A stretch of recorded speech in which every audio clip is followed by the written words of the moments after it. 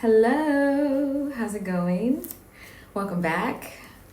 I am just attempting at coziness because it's quite cold here in South Africa in the wintertime. But like today's topic, everything has its healing. We'll talk about how healing is just within everything and how healing is a lifelong commitment. I am taking this energy of being cold when I don't want to be as its own medicine, teaching me how to be comfortable in my discomfort, right? So today we're going to talk about how healing is lifelong. And the buzzword healing, how there's so much content out there about healing. There's so many stories, so many programs. It's a really hot topic. Wellness is a really hot topic, which is so great for the movement that we're in, where I think it's counterbalancing everything that we are experiencing in life right now, in wars, in the cost of living going up and making everyone feel just so much more on edge these days. How important healing is to talk about more and more and more, even though it's something that is talked about by people who you may not resonate with that much, but it's okay. Today we'll talk about how you can navigate these waters and how you can take what works and just ignore the rest. Because at the end of the day, I think what is most important and what I really want to share with you today is the fact and the truth of the heart of healing. The way that healing is in itself a commitment that you have to make, that you will come to know and understand is something that's always changing and always growing. Something that has to be treated like something that's never going to go away. There's no, I'm healed, it's over, I'm done, I don't need to do it anymore. There's always going to be something to improve upon. There are lifetimes within us that need to be healed, not just this one. So it's going to take the entirety of this lifetime, and if you are granted with another one very soon, then you'll get to do it all over again and take everything that you've learned from this one and put it into the next one and just keep going with it, right? And I love to remind myself that the healing that I'm doing, the healing that you are doing in this life is not just for you. It's for everyone who came before you that lives within you, and everyone and everything that you produce out in this world from your life. It doesn't have to be physical life. It could be the life that you breathe into others, the life that you put into your business that lasts after your life, that lasts, that reflects, and that is the product of this healing. I'm looking out of the window because it's just a beautiful rainy day and the haze is just so magical, so spooky looking, you know. Some people don't like rainy days, but I say everything has its beauty, you know? I'm so glad you've joined me here. So let's get into everything that I can share with you within this short amount of time that I have before I check out of my space today. They have a strict checkout time and they're not flexible. Sometimes people are flexible. They're like, oh, you leave when you want. But these people are like, no, housekeeping is coming. I'm like, okay. So, 10 years ago, I started what I can recognize as a healing journey, where I didn't really know what the concept of healing was. And I'm sure many of you who may find this video are just curious about the word, curious about how it is being used so commonly now. It's like, okay, what is this? What does it mean to take on healing? What does it mean to be a healer? What does it mean to engage in a healing journey, a healing practice? And I say that I started 10 years ago because that is the time that I can remember where I started to recognize the importance of what it means to have healing in your life, what it means to create a healing practice, to be curious about healing experiences and take them on.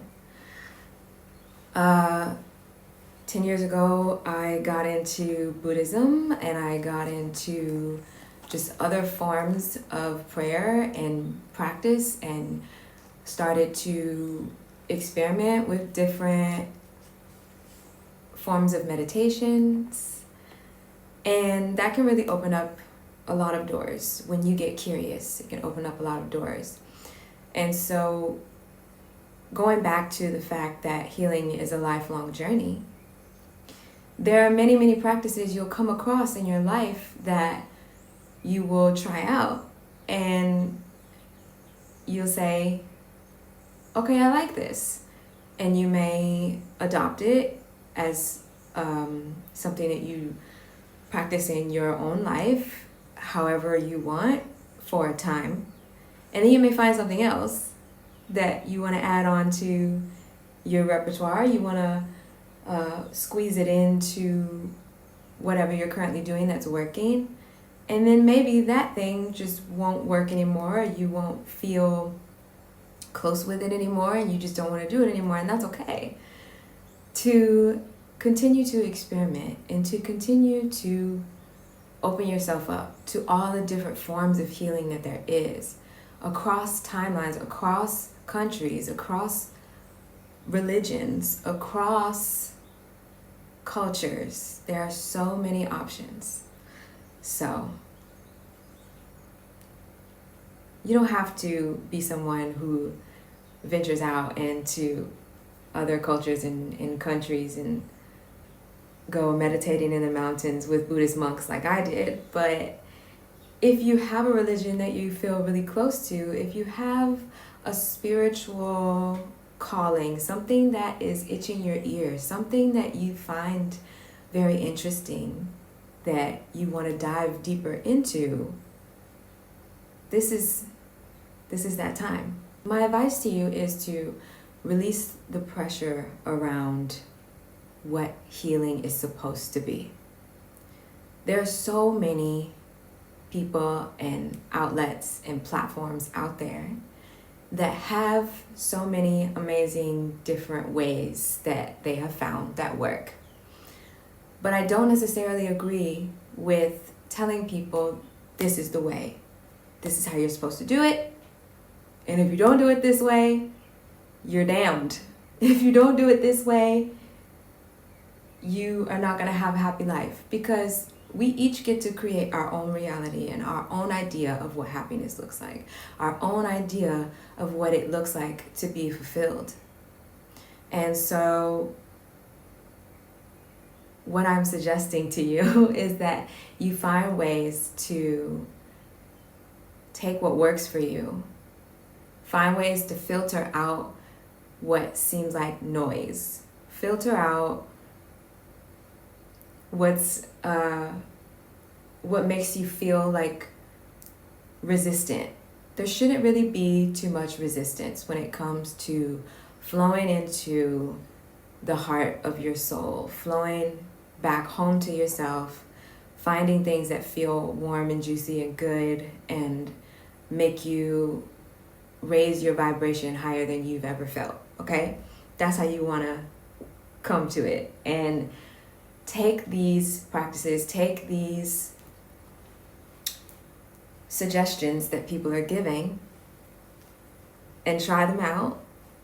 You know, go to the meditation circles, take the online course, see what it feels like after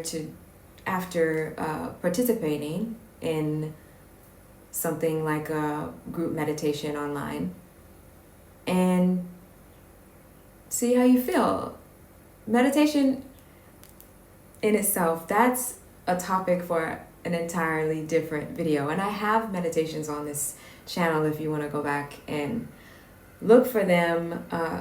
But we could talk about meditation all day just by itself, because it's a practice that is also always shifting and changing. And especially when you first start, it's going to be challenging. It's going to be hard. We have what we call monkey mind, and it's challenging to tame those boys. But once you get into it, it's not so hard. I wouldn't say that it ever, maybe for some very devout monks who do it 5, 6, 7, 8 times a day and have dedicated their lives, it's a lot more easier for them. But for those of us who live in and out of the matrix, it can be a challenge and something that you have to allow to be whatever it is. But it does get easier the more you do it. It does become a practice that you will really depend on when it becomes something that is a part of your day and your life and the way that you interact with the world. To have a meditative practice, to have different ways to come to meditation is going to be one of the foundations of any healing practice. That's what I believe anyway. So try different things. For me, I love yoga. I love changing my diet and flowing with my cycle and my moon, and just trying different things that work and sticking with the things that do. That's what I suggest for you. And that's all I really have. I challenge you to commit today, if you haven't already, to a lifelong practice of healing. To know that your healing journey is one that you will have for the entirety of the time that you're given on this earth. That it is the one thing you can rely on for yourself, for your own self-growth, for your own self-worth. And I wish you all the best. We'll come back here and talk a bit more about what works in my world so that you have some examples. And I'm really happy that I took the time to come here and sit and chat for a bit before going back out into the world and changing environments. 5 is my life number, so change is my jam. I love it. I look forward to seeing you back here soon, and thank you for watching. Hopefully this was helpful, and if it was, please drop a comment about what healing practices you've engaged in that were eye-opening for you, some aha moments that we can all share. For me, it was traveling to Bali. That was that was actually my very first solo trip. I went by myself, and I just felt so held by the universe. I was in awe the entire time, and that was the time for me that I felt like no matter what happens, I got this. No matter what happens in my life, I'm gonna be okay. What was the moment for you? I hope to see you back here again. If you want to share this information, please do. And I'll see you again soon. I'm so excited about coming and talking to you this way now that I have come on the other side of so much, and I just feel so giddy every time I come and sit and do these talks with you. So I'm excited to do it again, and I'll see you soon.